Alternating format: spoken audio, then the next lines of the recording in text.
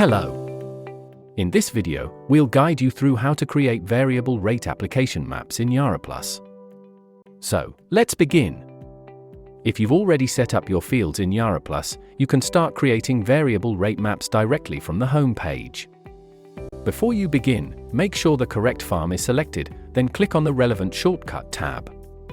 You will be prompted about the next steps. If you don't want this message to appear again, simply tick "Don't show this again" and click Continue. At the next step, select the fields for which you want to create variable rate application maps. Remember, you can generate multiple maps for fields that share the same crop and production goals. Once you've made your selection, click Continue. Now, choose a recent biomass map using the pop-up calendar window. Cloud-free days are marked with a sun symbol, and these dates are available for selection. We recommend choosing an image no more than 5 days old so it reflects the current crop condition. If no recent cloud-free images are available, you can generate an estimated biomass map, which uses weather data and recent crop growth trends. Next, pick the crop growth stage that matches the date of the biomass image. This step ensures the variable rate algorithm applies the most suitable recommendations for your crop at that moment. You'll now choose your application strategy, leveling or protein boosting. Leveling is automatically suggested for earlier growth stages to help achieve a more even crop. Protein boosting is best for later stages, improving grain protein in the stronger parts of the field. Once you've completed these steps, click Continue. Now it's time to set the fertilizer details. Select the fertilizer product from the list.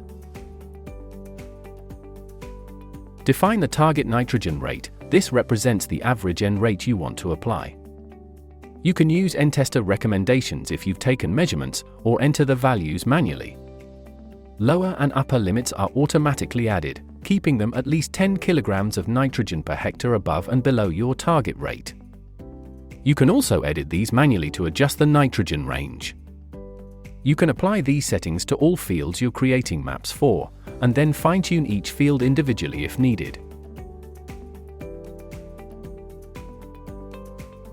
Next, select the number of application zones. More zones provide greater precision and allow nutrient rates to better match the variation within the field. Once everything is set, click Create Variable Map.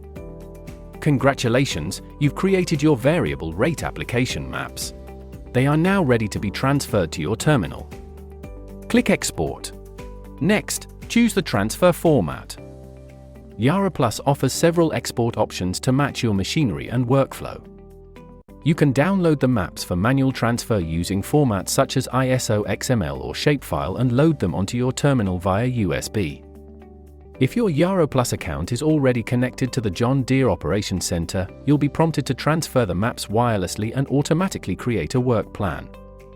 To learn how to set up this integration, watch our dedicated video on connecting your YaraPlus account with John Deere Operations Center. Thank you for using YaraPlus.